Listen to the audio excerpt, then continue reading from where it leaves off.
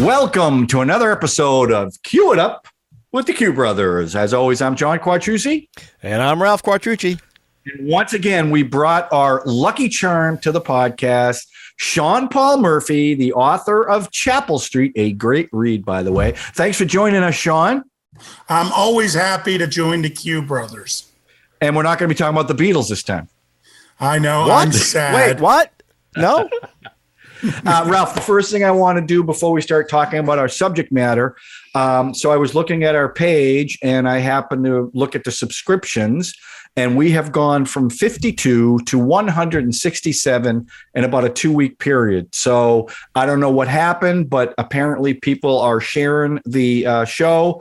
People are liking it. So I want to thank you guys all out there for subscribing and keep watching. We're going to keep pushing out some content. So Ralph, say thank you to our fans. Thank you. I guess it's what happens when you beg. People I think when we bring Sean on and he tweets about us, I think that helps our subscriptions. Sean is all powerful, all knowing. So we really appreciate that. So listen, just all knowing.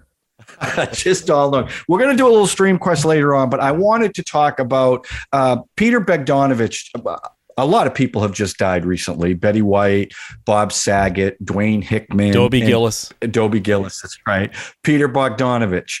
And originally, Ralph and I talked about doing a show about Bogdonavich, and I was like, I don't know. But then I started to do a little, I knew some stuff about him. And what really spurned it for me was I have never seen The Last Picture Show.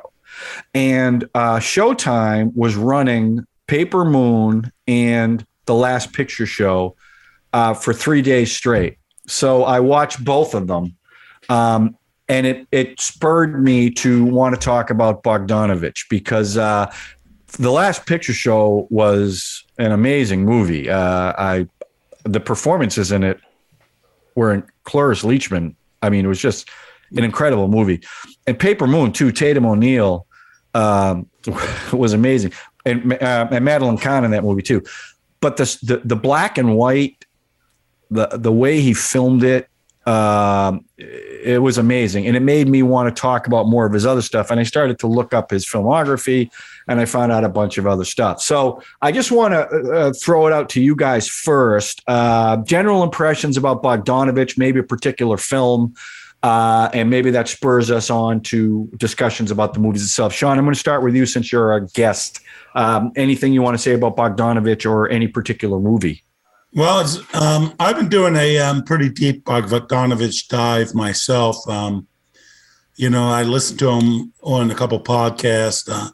Gilbert Gottfried's Amazing Colossal Podcast interviewed him, and it was pretty straightforward. And he does less respectful. Yeah, he does like to talk, though, right? Bogdonavich likes to talk. Oh, well, that's something that's very clear. And also, Debbie and we had listened to some of TCM's podcasts, and the one we finally got to, it's funny, we drove to Ohio where Debbie is from, my wife, for those who don't know. She's been a guest on this podcast. She has been a guest on our show. That's right. And Dogma. On the way out, we listened to the entire TCM 10-parter about Peter Bogdonavich. And on the way back, we were listening to You Must Remember This, about Bogdanovich's wife, Polly Platt, who was his production designer on his first couple films and a creative on it. And it's fascinating to hear both stories, because on the Must Remember This, although Polly Platt was dead, they were reading extensively from her unpublished memoir. So we got to hear a lot of what she had to say firsthand. And it's a huge dispute. Bogdanovich is viewed as this genius. And I think particularly during the 60s and 70s, he'd be the first to tell you he was one. But I don't mean that to sound negative. But it's interesting that he started off so strong. I mean, a lot of people think that, Last Picture Show was his first movie. But it was really Targets, which was a really fascinating film. Boris Karloff. With Boris Karloff for Corman. Then he does three knockout films. back to back. And in the Karloff film, Well, what are those three? What are the three knockoff films back to back? Last Picture Show, Right. What's Up, Doc, and And Paper Moon. Oh, Yeah. wow. They are all three big money makers and targets for a low budget film. You know, it died because of the time it came out. It came out around the time that Martin Luther King was assassinated and Robert Kennedy. Right. So What was wanted to- Targets? What was the plot of Targets? Was it Okay, it's great, and I'll give you the history of it. Bogdonavitch was a director. Then he was always a movie fan, loved the movies, and he started to become a programmer for Museum of Modern Art and would do these abstracts about great filmmakers. Like they'd have a program about Howard Hawks. He'd write an abstract, and people loved his writing about film. He became a writer for Esquire. They sort of gave him the Hollywood beat, and he was going out to Hollywood and meeting all like John Ford, who he did a documentary about, Orson Welles, who they became incredibly close friends. Orson Welles would later live with him, and all these old Hollywood people. And eventually, director Frank Tashlin said, "Look, do you want to direct theater or movies?" He's like, "I want to direct movies." This time Bogdanovich is living in New York. Goes, "Well, come out to Los Angeles. That's where we make them." And out there, he was still writing, but he met Roger Corman at a screening of a foreign film. And Roger Corman was familiar with his work and said, "Hey, do you want to write a movie?" And they got him involved on Wild Rebels, the Peter Fonda biker film, which I saw at the movies back in the day. Of course you did. And I couldn't have been more than 8 years old. It was part of a double feature, so it may have been out years later. And then they put him on I think Prehistoric Women, on the Planet of the Prehistoric Women. And then they gave him, Corman had 2 days of he paid Boris Karloff, and he didn't use him as many days. So he had 2 days with Boris Karloff, and he had this crappy film. What was it? I forgot what it was called. And he said to Bogdanovich, "If you can I'll give you I have 2 days with Boris Karloff, and we have this crappy movie." He didn't think it was crappy. It's like, if you can figure out how to use it, you can make a movie. So they watched the film. It's a very famous bad movie because Coppola worked on it too. Jack Nicholson's first starring role, not the one that Bogdanovich made. But it was a terrible movie. And he's like, "I can't use this film." And apparently what he thought of was starting a movie with the producer and Boris Karloff watching this movie and saying, when the lights come up, Karloff turns to him and said, "That's the worst movie I've ever seen." And he thought that was his departure point. And somebody was talking about the Texas Tower shootings, Whitman, and he thought it'd be good to combine Karloff as representing old kind of horror that scared people and the sniper representing modern horror.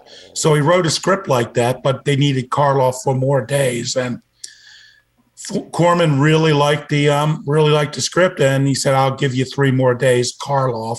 So he had Boris Karloff for 3 days, and they shot like 10 days for the rest of the movie. And it had a really good feel. It was really edgy, but it was doomed.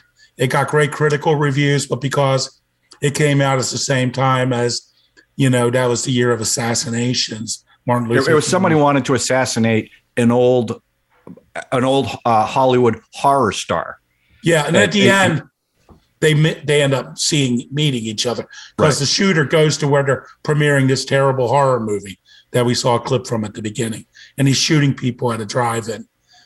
So it was a fascinating film, which I had always wanted to see, but only saw in the last year. So I was very glad to have seen it. Was that Karloff's last film? No, he probably made a dozen films after that. He did? He was working all the time. He made a number of films that came out posthumously.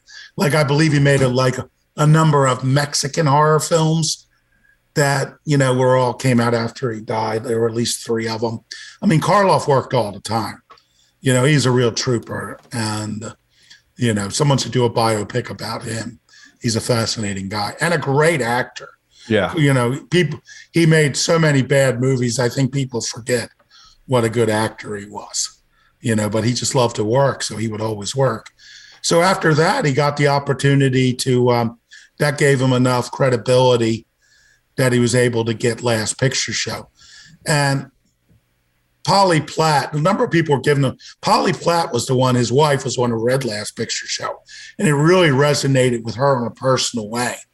But Bogdonavitch didn't want to read it, but didn't care about it.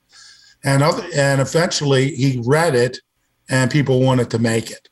And that just knocked the socks off of Hollywood. This was the year of new Hollywood when all the young auteur directors were coming. And this was like, a big Oscar winner and a huge hit. And then he followed it up with What's Up, Doc, which was a Barbra Streisand vehicle. I think he rewrote the script. I think it was already in motion before he got involved. And that was his tribute to the screwball comedies of the 30s and 40s. Yeah, it was kind of a ripoff of Bringing Up Baby. Yeah. And it has a weird distinction of being the only Barbra Streisand film I really like. I'm with you. I found her attractive, funny, and real likable in this movie. I really liked her. And she didn't like it at all. She didn't like his direction. You guys didn't like her in The Fockers? She was all right, but she's not the star. She's a caricature. I'm kidding. Yeah. Okay. No, she was funny in it, but this movie I found her very appealing. And I'm not taking away her singing voice, right? I'm not talking about that. As a person in the movies, this was for me my favorite role that she ever did. I loved her in this movie. Yeah, and I think her films got worse and worse. What was that one? The Mirror Has Two Egos. And then Yentl, where she plays a 14-year-old exactly. or something. Yeah. What kind of ego? What kind of? But Bogdanovich, he did Last Picture Show in black and white because Wells told him to do it in black and white. He says it's better for the actors in black and white. And also, he said it just didn't. They wanted that look, and they didn't want to do all this like period feel. Yeah, but they wanted to look period. And let's finish Ralph's question. The next one was also a black and white picture set in the 30s, Paper Moon. And all three of these films were hits. They were monsters. People won Oscars. And who do actors love to work with? Directors who can get them an Oscar.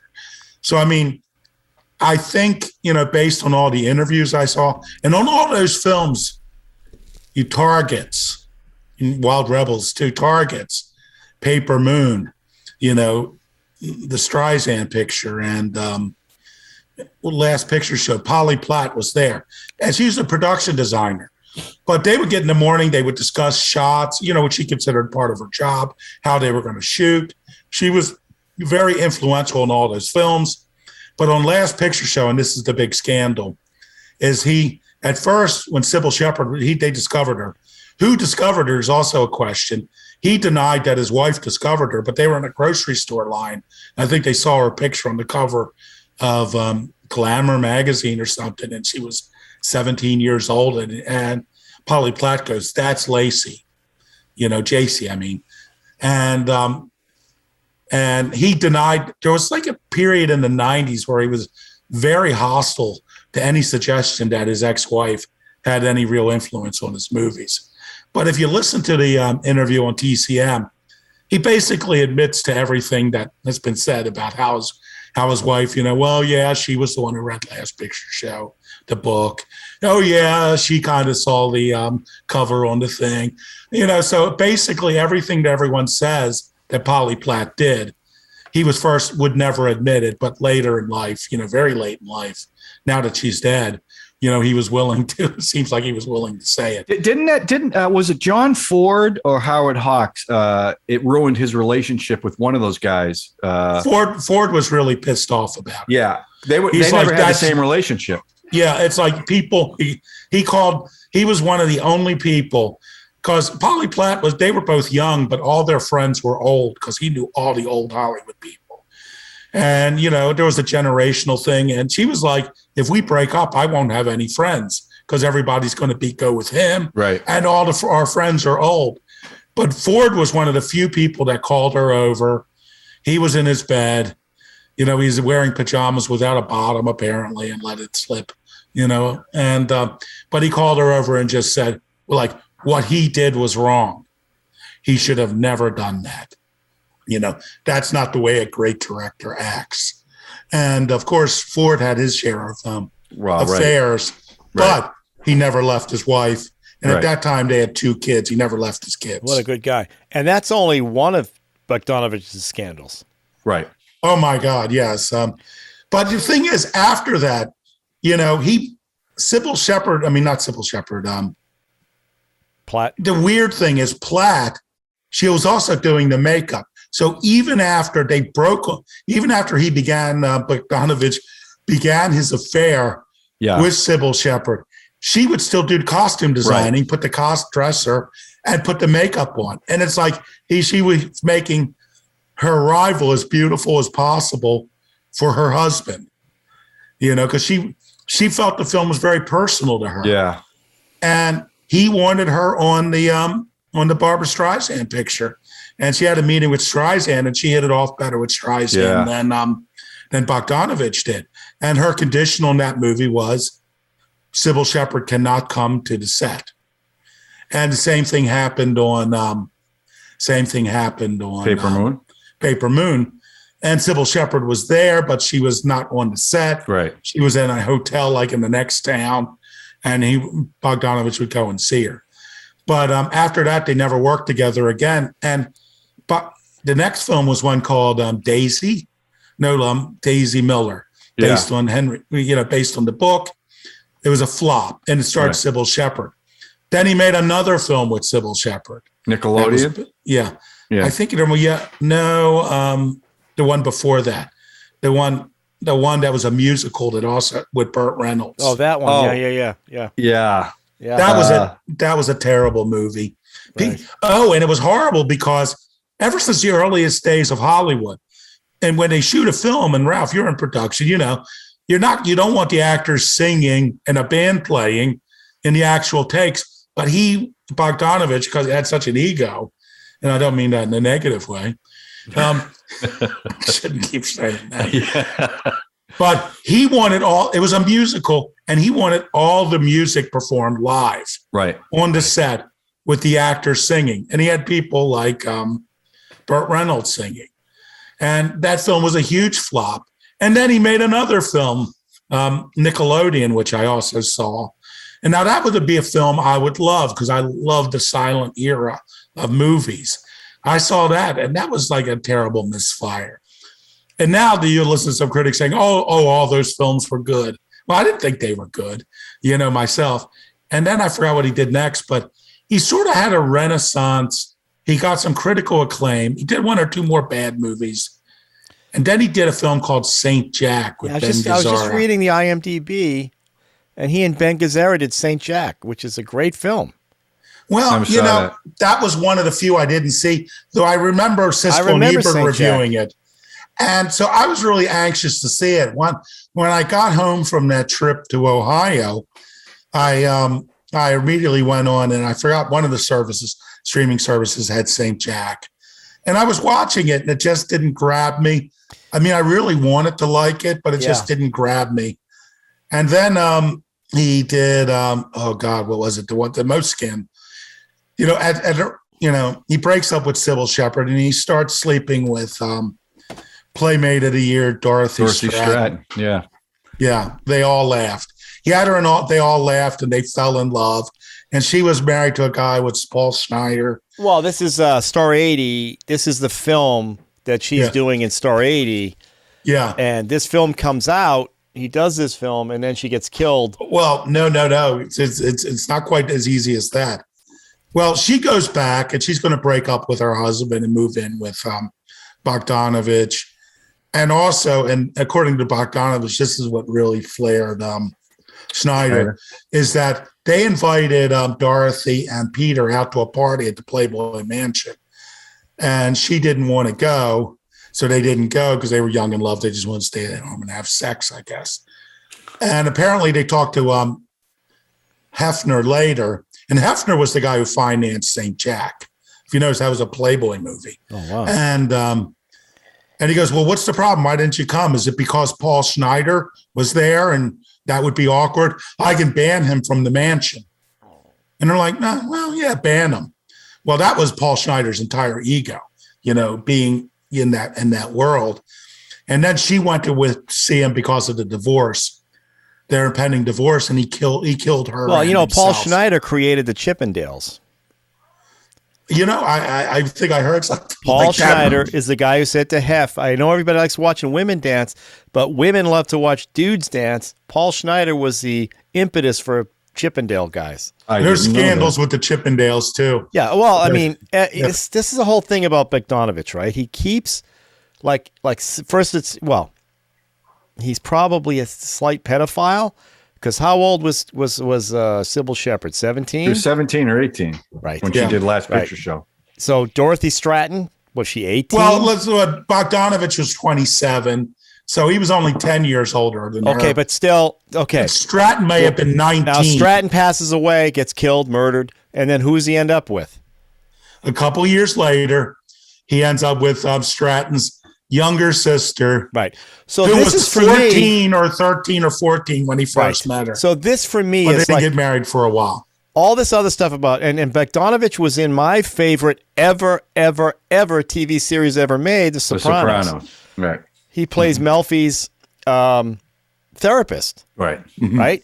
And David Chase is like, I used to love sitting around with Bogdonavitch talking about old Hollywood. Oh, he knows everything. This is the thing about this person who passed away was, wow, he was connected. And John probably loved all his Orson Welles stuff that he, talked about. He did great biographies on Howard Hawks, on John Ford, but the stuff he did with Orson Welles. I mean, you go on Criterion Channel and it's all Bogdonavitch talking about people. Yeah. And I tell you what, you go to, but they broke. They had a very nasty parting, him and Orson Welles. Orson Welles insulted him on some TV show, made some jokes about him. Oh, wow. I think he was on Carson with the host. Burt Reynolds was the host. And, Burt Reynolds was in that horrible musical that Bogdonavitch directed. What was that? I'll dig it up, but go ahead. Yeah. And it has the same name as the Cole Porter song.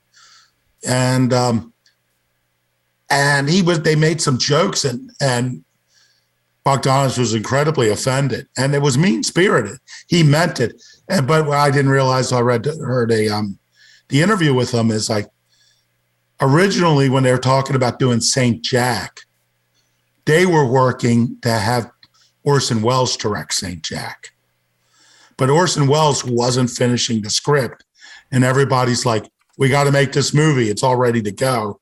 So Peter Bogdonavitch essentially stole the film from him. And they were never really the kind of friends they were until right near the end of Orson Welles' I was going to say, they reconnected at the end of Orson Welles' life, right? Yeah, at the end, they reconnected. Yeah. And he said it's like they had turned the corner and it was like before. But even after Dorothy Stratton was murdered, Orson Welles didn't call him, didn't give him his condolences. Wow.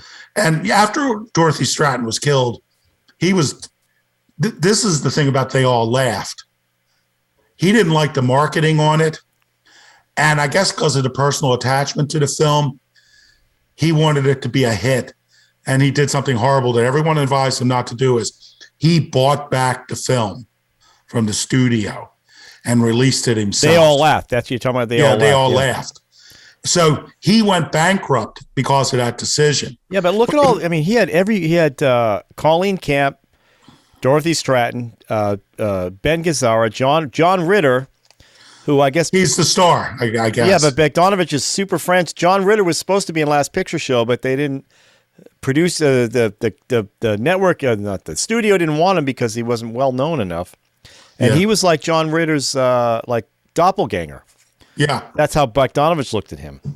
Yeah, and Audrey Hepburn too. This is I bought this thing because of Stratton and Bogdonavitch. I haven't even watched this thing, but I never heard of that movie. Tarantino says it's a masterpiece. Let me just say, I think a lot of his films that were not successful are being reevaluated by people like Tarantino and Wes Anderson and everything. But you guys keep talking. I'm taking a break. Okay. Well, look up the name of that one film. Yeah, that's. I have not seen They All Laughed. I've seen clips from it. I've seen the trailer. I never even heard of it. Because it's not streaming anywhere. Oh, When I got back from Ohio, the two films I wanted to see were Saint Jack and They All Laughed. Now, it didn't get a wide release if I didn't see it because, you've been on many a podcast with me, and the first thing I always say is, I saw that one in the movies because I went to the movies a lot.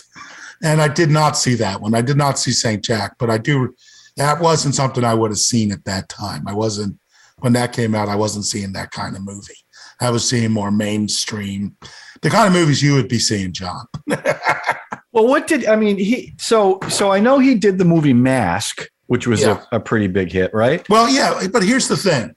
But he didn't have a lot of big hits later in his career, did he? Yeah, I don't think he had any. Mask was the biggest hit. Yeah. He did that, was it Rob Lowe, Illegally Yours? Yeah. That was probably a hit too.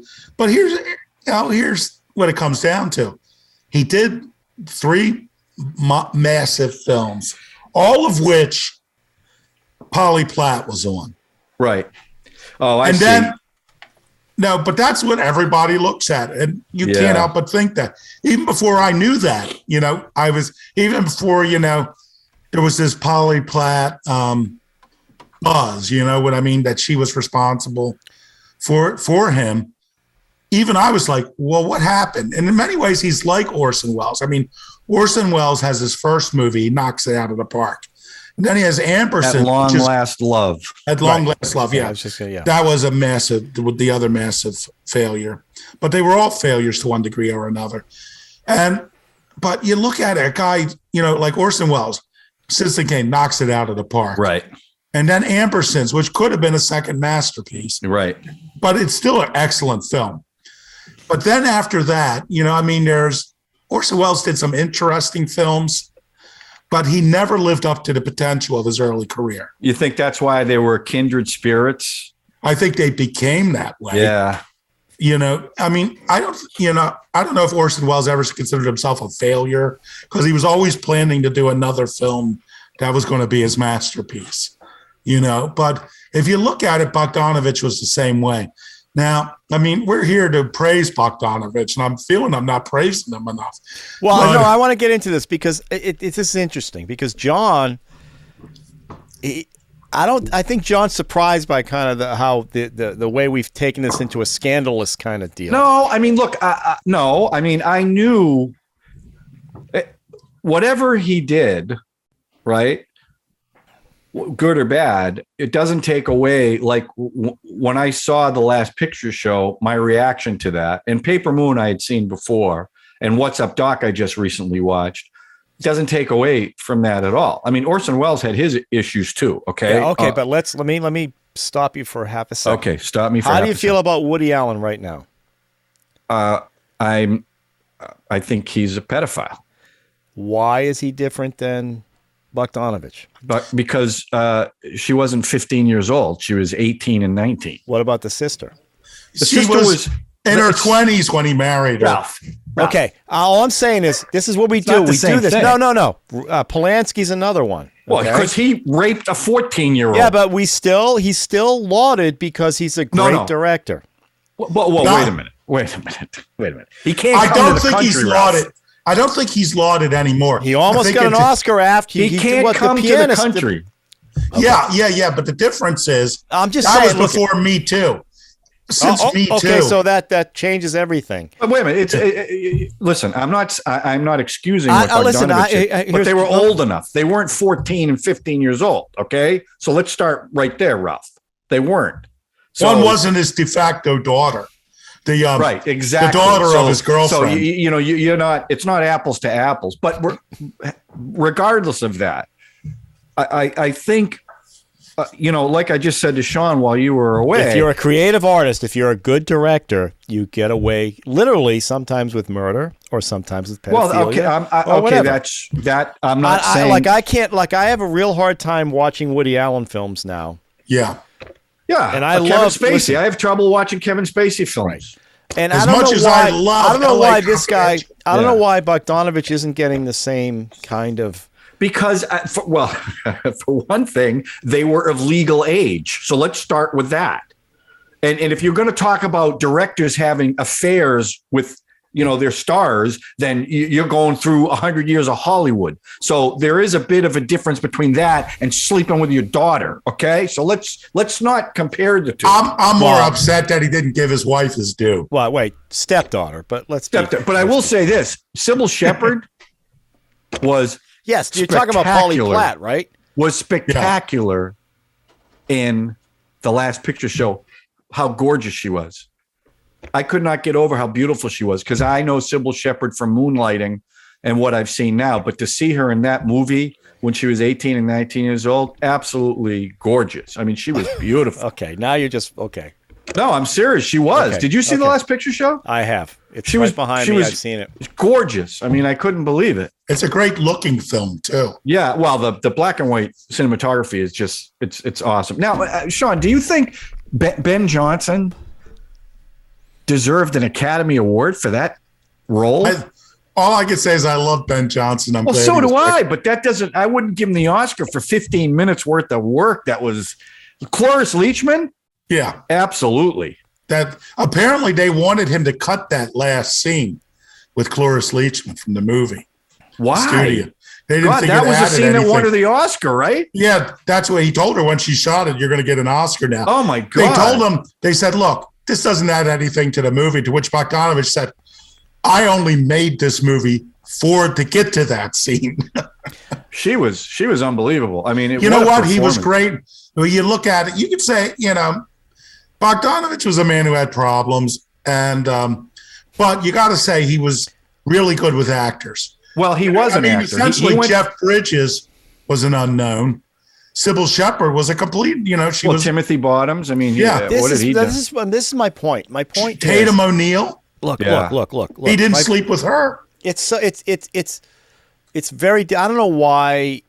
It's very difficult because you it's hard to separate the artist from real life, right? That's why I don't want to know about him. That's why I don't want to know about him because, like Chinatown, it's Rosemary's Baby. Just think about the things that Polanski did, and all we know about him now is the murders, Sharon Tate, and obviously the horrible, stuff that went on in Jack Nicholson's hot tub or whatever the hell happened, right? And Bogdonavitch too. I can't get past. First it's Sybil Shepherd, then it's Dorothy Stratton, then it's Dorothy Stratton's. But what? He does admit he made some bad choices. There's a weakness there. There's a weakness there that I can't separate from the shows anymore. I can't separate it from his. You're comparing someone drugging a 14-year-old and raping her to Bogdanović. Listen, John, Hollywood was still ready to bring him back. The pianist, I think he got an Oscar nomination. Yeah, but the country wasn't going to let him back in because if he would have that's not the point. The Hollywood people did. No, I'm saying that wait, let me compare that. To what Bogdanović did. Yeah. Did any of you read the recent article about Josh Whedon and he's trying to rehabilitate himself. That article was job of it. The worst case of PR I've seen since Alec Baldwin going on. Gal Gadot doesn't understand English. Yeah, it's like, well, what I liked about how he explained sleeping with all the young actresses. He goes, "I did it out of fear," and the interviewer's like, "Well, what do you mean fear?" It's like, I was afraid if I didn't take advantage of this opportunity, I'd never get it again. It's like, oh. Well, that's certainly a reason to take advantage of a bunch of young. Yeah, that interview as I mean, you listen to what he's saying, and it's like, and then at the end he takes it all back, and there was no apology, but if he came within a mile of apology, he takes it back in the last paragraph by saying, "Okay, maybe I should have been a better husband. Maybe I could have been nicer, but you know what? The work would have suffered if I was nicer, and maybe I should." Basically, he's like, "Yeah, I did some bad things, but I'm not as bad as other people." So it's like, oh my God! He was better off. It's like Alec Baldwin. The worst thing he did was do an interview after he shot somebody, then say, "I don't feel any guilt." Yeah, I mean, it's just unbelievable. If I'd have written that script and never appeared on the set, guys, I would feel guilty. Mel Gibson's career is coming back. Yeah. Right? He didn't kill. He didn't shoot anybody. He just maybe made some Jewish comments. That's all. Yeah. He might have been anti-Semitic, but whatever. I don't know why I'm feeling like Bogdonavitch. Yes, on the scale of Polanski, Spacey, Fatty Arbuckle, who Was innocent. Was innocent.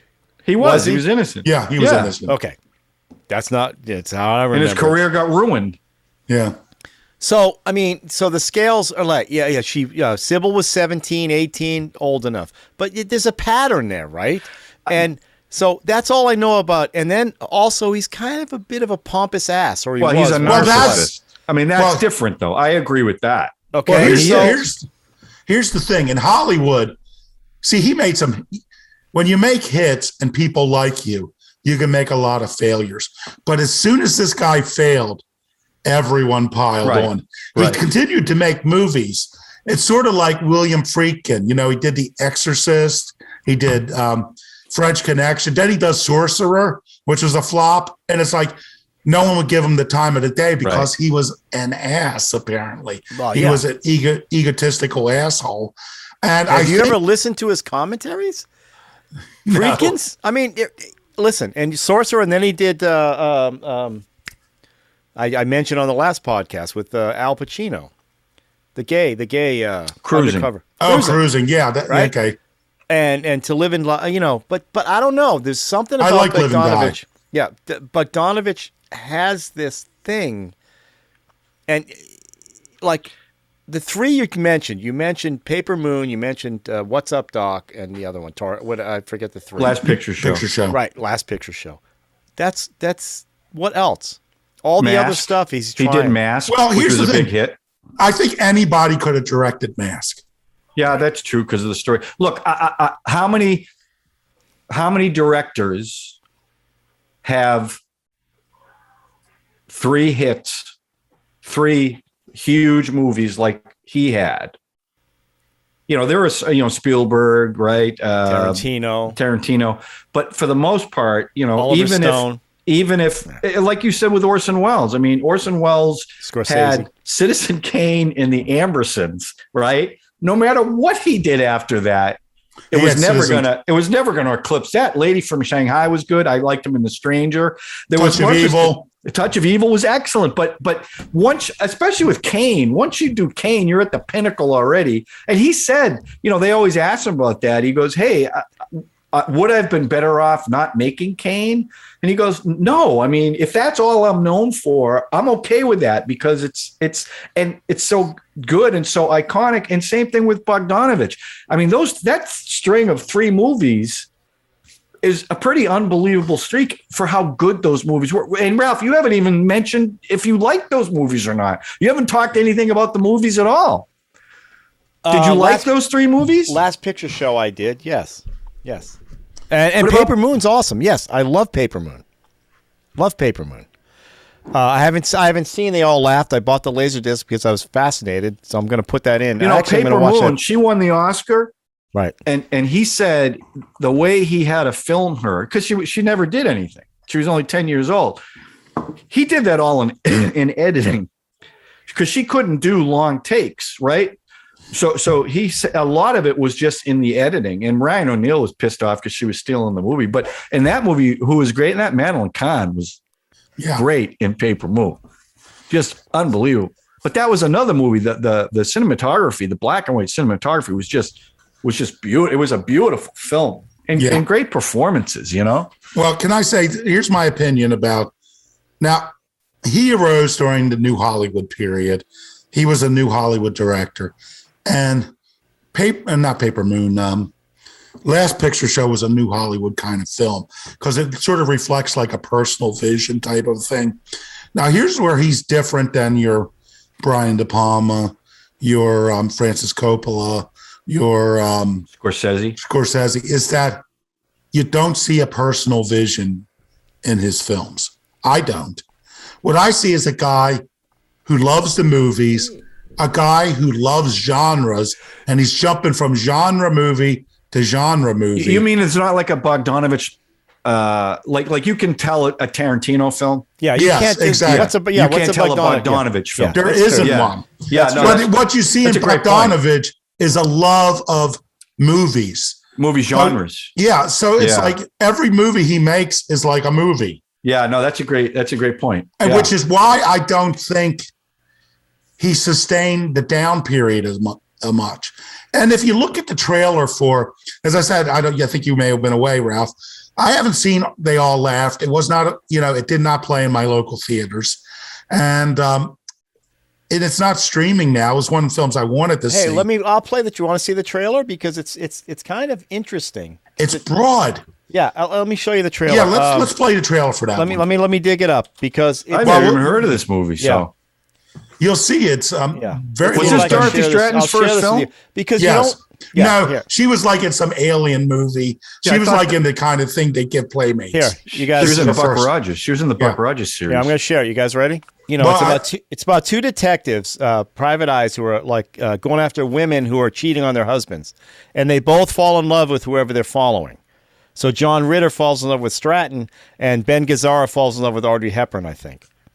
Yeah, and like this is I remember this stuff about this film is, and the Star 80 they show this they do this roller skating scene in Star 80. Yeah, which is a film about Dorothy Stratton.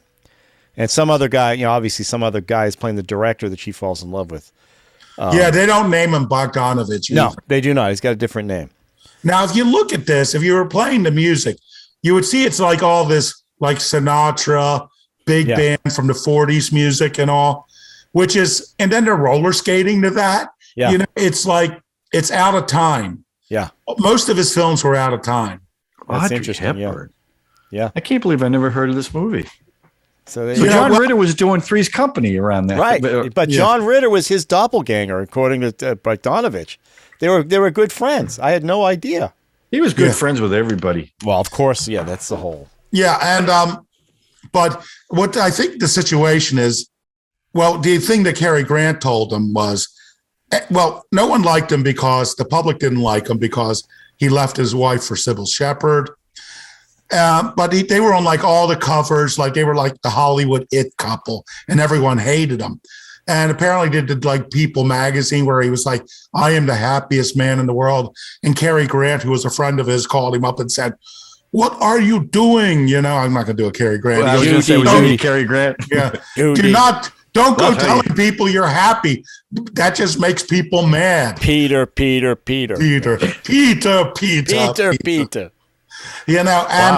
he's like, people hated them. It's like he was because he was being lionized one day, and then literally like the next year, every piece of press about him was horrible and tearing into Sybil Shepherd too. But the thing is because he was. I just watched an interview with him on Dick Cavett, and it's interesting that they had old directors and they had Mel Brooks on talking about, I guess.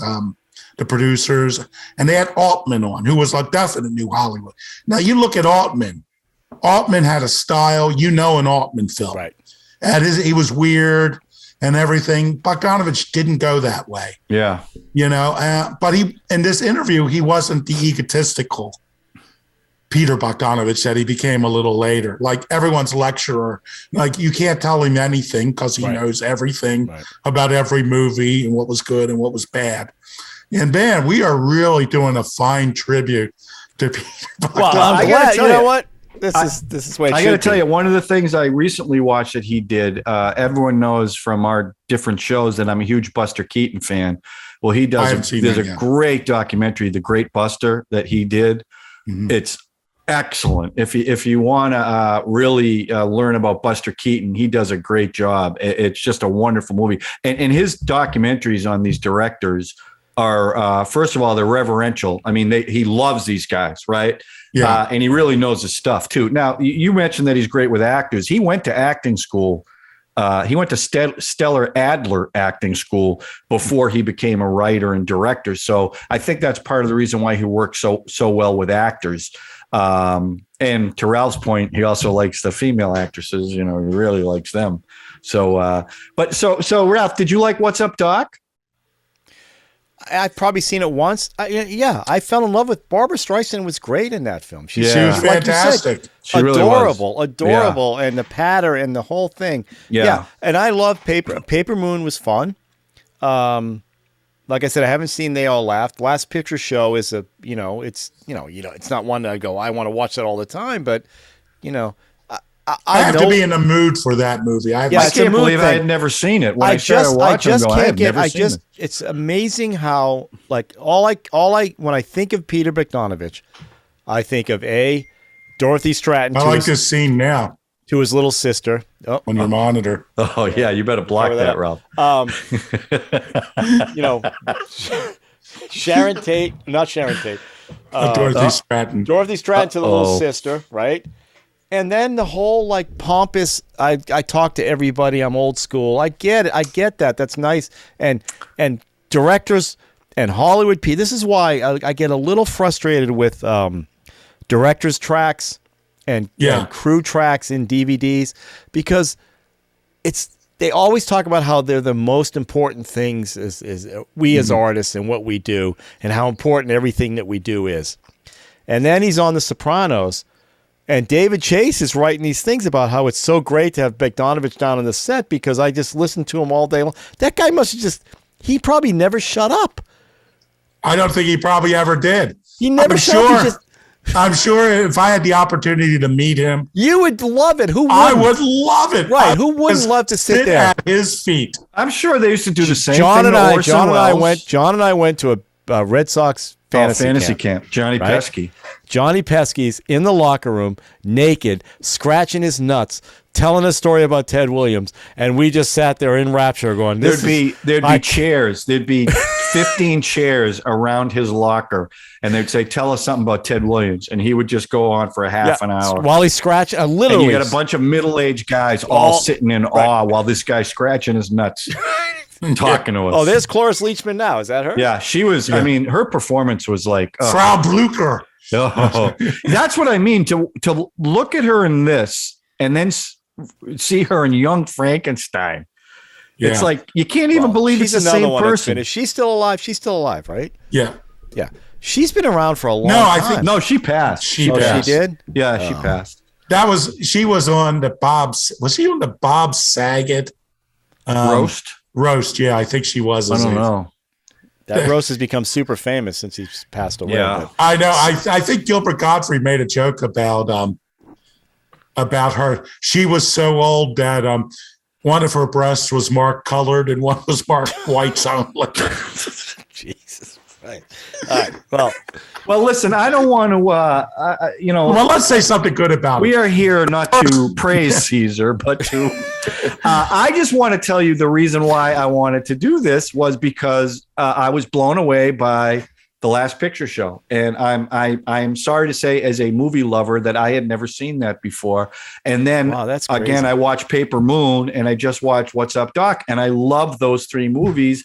And I'm appreciative. And I'm also very appreciative of the documentaries that he does.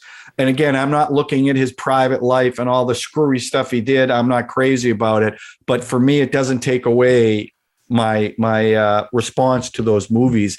And that's why I thought it was worth talking about. So, well, my view, I was actually thinking that it would be fun to bring Picture Show to Yippee-Ki-Yay, fits into the 70s theme. Because I don't know, it's been a long time since I've seen it. Yeah. And I don't know if Debbie has seen it. Yeah. It'd be interesting to see what everyone thought about it. But, my view, to go to the Me Too and the people's personal lives, it's funny, like Roman Polanski. I can watch the films he did prior to the time when I learned that he was a rapist. And it's like I have problems with the films he made afterwards.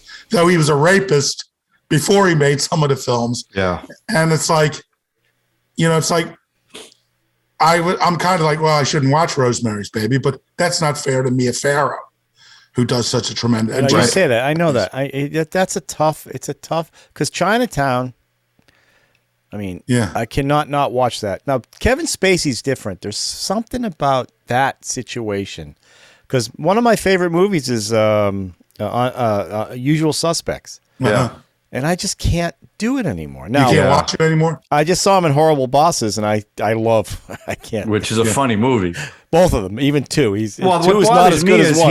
He's so talented. Right, I know. It's like when he hosts Saturday Night Live, he's I know, but that's incredible. That's the quandary. Now, like I even have an autographed book from the guy who edited Woody Allen's Rosenblum.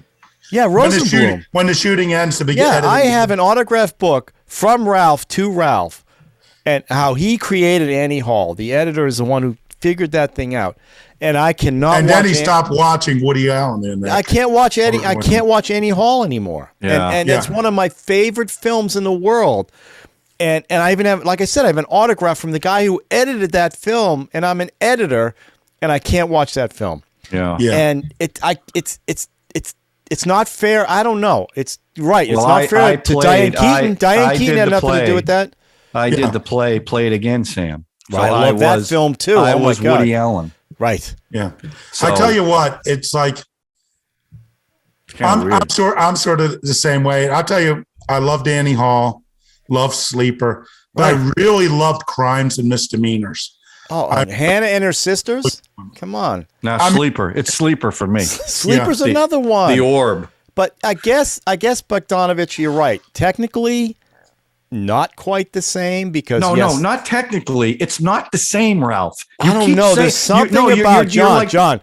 There's something about looking at my wife's younger sister and going, okay, well, she died, so now I'm going to go for that. You're making an assumption. You have nothing to back it up. That he was leching after his wife's sister. No, I'm not saying it could have been as soon as she died. Then he looked at her. So whatever and said, it was, I want to she was recreate old what I enough. had with her sister. You cannot. The moral equivalency is non-existent. And I think he was a pompous ass. Okay, but that's different. Wow, a director that's a pompous ass. Right, That's I rare. get it. So I don't know.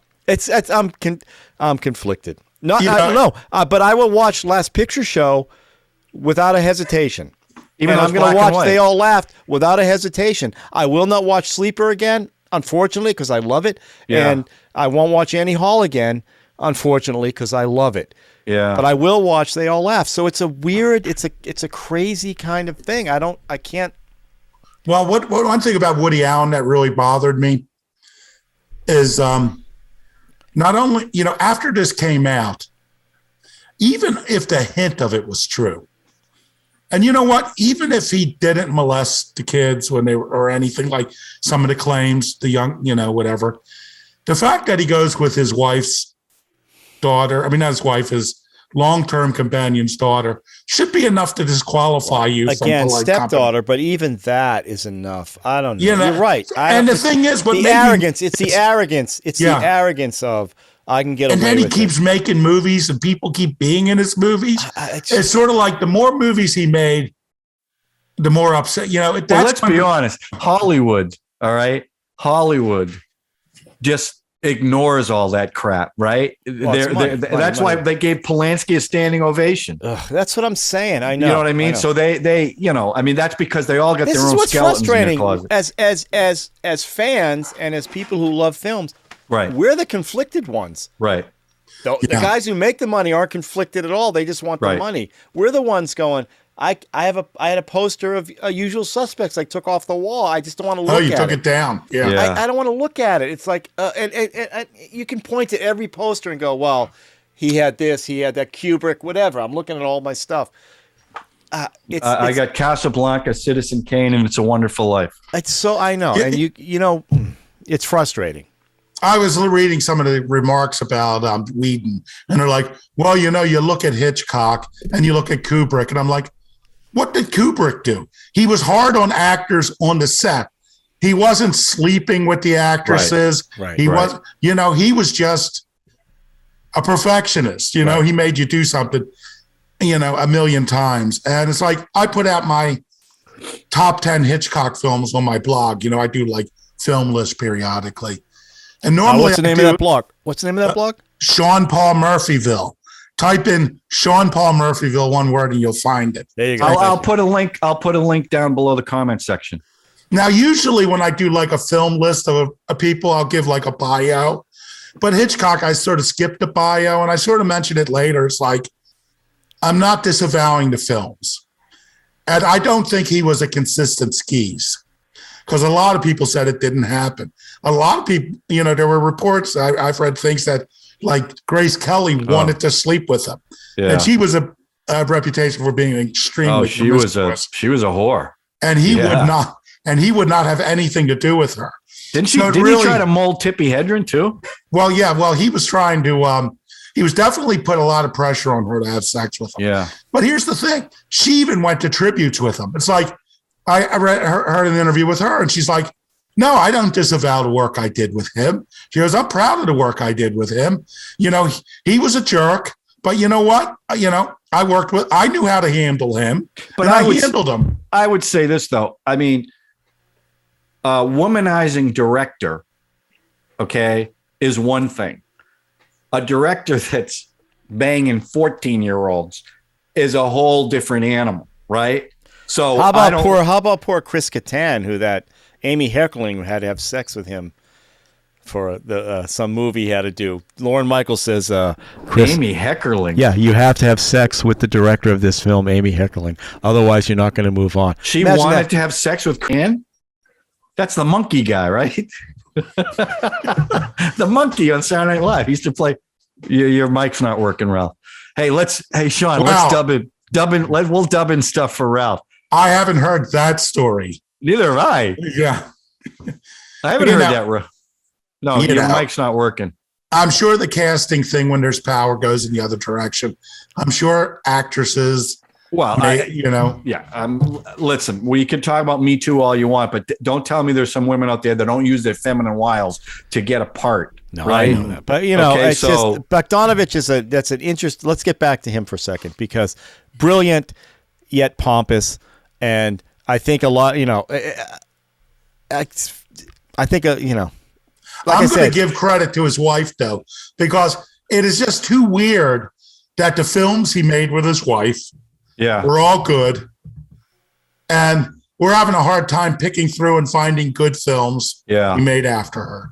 Interesting. So, what is that podcast? That was TCM. Okay. The plot thickens. His season 1 is interview with him. Yeah. You listen to that. Listen to Then You Must Remember This. Another really popular. That's a good podcast. Yeah. That's one I think you recommended to me. It's one of the first podcasts. It's a good one. It's a good one. Yeah.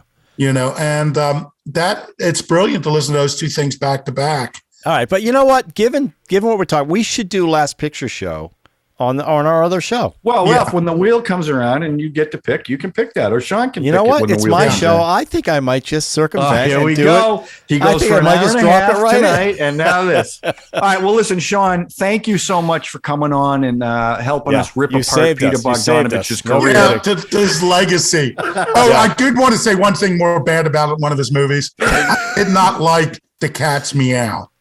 I've never heard of that. That was about the murder of Thomas Ince on William Randolph Hearst's yacht. Oh, I just think that story is bullshit. I don't think that's one of those Hollywood Babylon stories that Hearst shot him by mistake and killed him because he thought he was because he thought. I heard about that. Okay. But apparently, if you go to actually look at the documents and look at the reality, there is no chance that happened at all. And it isn't his fault. Peter Bogdanovich didn't write the script, but it's sort of like, and I'm sure he was attracted to the old Hollywood aspect of it, but it's really kind of weird character assassination. I think Wells did a good enough job kind of assassinating. Oh yeah. Yeah. And ironically, talking about the Wells parallel, here is Bogdanovich. I forgot what year that was, whether it was the 90s or the 2000s, assassinating William Randolph Hearst as well. Yeah, getting back at him. So it's what he did to Wells. Strange. It's just strange. Well, listen, I still, for anybody who is not familiar with Bogdanovich's work, check out any one of the 3 films that we keep referring to. I would probably say, if you want to laugh, What's Up, Doc? If you want something on the serious side, Last Picture Show is probably it. But again, we But have Paper Moon is a rep. Paper Moon is great too. Paper Yeah, Moon. it is. But I'm just saying, out of the three we talked about, those are probably the two that I would go if you want the widest contrast. Right. So once again, please subscribe to our channel, which you're doing a great job of. And if you like what you're hearing, just smash that like button and share it too. We're building it up. We're finally going to get our personalized URL. We're very excited about that. And Sean, we appreciate you coming on the show again, and hopefully. Wait. No Stream Quest? Oh, I completely forgot. Wait a minute. Yeah, speaking of Stream Quest, I'm sorry. 1, 2, 3. Let's talk about Stream Quest. Here we go. Ralph, you've been wanting to talk about something. So what do you got for Stream Quest? I'm going to bring up something. Shudder. You guys, Shudder, the horror movie. The horror movie. Is that worth subscribing to? How Yes. much is very it? Inexpensive, like $5 a month. Okay, just get me some information, Ralph, and I'll check it out. Oh, you mean by information, you mean my password and my... No, I would never say that on camera. Okay. Anyway, it's a horror movie. Anyway, they're doing a series on screen monsters. Jason, Halloween, Hellraiser. Oh, not classic monsters. No. Not your old school, Frank. How many more of those do we need? No. Classic. How many more? These are the current cool dudes, okay? So we got, like I said, we got Jason, we've got Hellraiser, we've got Halloween guy, Michael Myers, and it's like an hour each of, how these guys came up with this stuff and how it's affected culture and where it's going and stuff like that. I think Wes Craven, Nightmare on Elm Street, obviously in there. Chucky, they do a Chucky thing. It's kind of cool. And there's a lot of great horror movies that come and go. Do they have a lot of original programming? Yes, they do some stuff. They did Tales from the Crypt. They revamped Tales from the Crypt. Yeah, and with some the other Crypt Keeper. I don't know I watched one of them. I can't remember which one I watched. I'm not sure. But Shudder, you guys, I can't believe you haven't checked. Did you see Scream knocked out Spider-Man this past weekend? Yeah, but then it died, right? It didn't quite. Well, it will die, but. Spider-Man's crossed 2 billion. Yeah, I haven't seen. I want to see the new Scream. I haven't seen it yet. It got good reviews. You guys should check out Shudder. So that's Shudder. Okay. Well, I tell you, if you like horror movies, somebody maybe you would like this, Ralph. Is it's free. Tubi.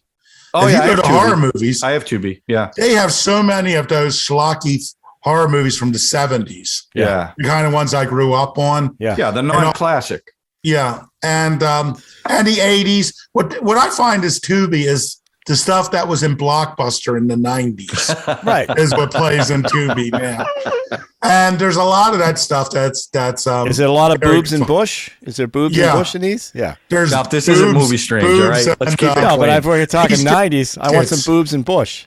Yeah. You guys ever see? I have a classic, the sorority babes in the bowler. Bolorama. I own that Laserdisc. Those are hard to find. There's a lot of boobs and bush in that one. So Shudder and Tubi. Okay. I will tell you something that I've been watching, Ralph. I think you'll appreciate this. One of our first shows on Cue It Up when we had Drew was we did the Suicide Squad. Yeah. And one of the really standout characters was John Cena's Peacemaker. Right, he's coming back. Right. So there's a show called Peacemaker, directed and written by James Gunn, and they've already dropped 3 episodes. He's John Cena is very good in it, but it's pretty messed up. It's typical James Gunn. Yeah. It's a hard R, and it's pretty funny though.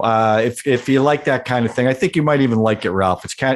He's real goofy. Yeah. But they killed him off. He's dead in the Suicide Squad, right? No, he was prequel? He was wounded. Right. He's in the hospital at the end. He was wounded. Oh, right. And he's very sorry about what he did in the Suicide Squad. Thank goodness. And Robert Patrick plays his racist father. Oh, good. Robert Patrick's good. Yeah, well, he's funny in this movie too. Well, so I'm still waiting for. I just found out The Boys aren't coming back. Boys season 3 till June. Do you know that they're in March though? There's a spin-off cartoon series. I don't care about cartoons. Well, they show a little They show these 6 cops and a little baby walking on the crawling on the sidewalk. Looks up. Lasers shoot out of his eyes and cuts all the cops' heads off, and there's blood everywhere. So That's what I I'm don't know. talking It could about. be good, Ralph. I'm Okay, not I sure. can't watch Looking cartoons. forward to it. I don't like cartoons. I still can't Not believe you even haven't seen- Pixar. Well, that's Some of the those. I don't Pixar. call like Toy Story's not a cartoon. Toy Yeah. Story's real life. That's legit. That's real. Toy Story is a cartoon. The best Pixar movie is The Incredibles.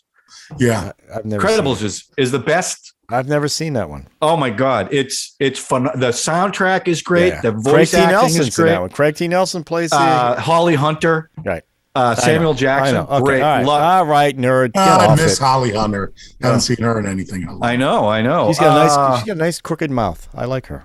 Yeah. What the hell just happened? I just lost you guys. No, we're still John. You're still on. Keep talking. Okay. All right. I'm going to keep All right. talking. I don't know So where the picture. let's ring us out. Let's go. Ring All us right. out. So anyway, thanks again, Sean. And again, check out some of Bogdanovich's stuff. Check out Tubi, Shutter, and The Peacemaker. And I'm going to do a solo review on The Eternals because first of all, Ralph would never watch it. Can I watch your review while you do it? Can I just look at you? Yeah. You want to do a reaction video? a reaction of you? No. I don't Yeah. care. I don't care. I think that'd be awesome, Ralph. I don't care. That would be fun. Yeah, who would like that? But we'll see you next week. We're going to keep pumping out content because we're getting the subscribers. So Let's go. thanks again for watching, and we'll talk to you next week. All right, Sean. Thanks again, Sean. Sean, appreciate it. I'm Appreciate glad it. to be here. I'm glad I was able to honor Bogdanovic. Hey, somebody had to. Oh, you so did. You so did. All right, guys. All right, I'll see you. All right, see Take ya. care. Bye.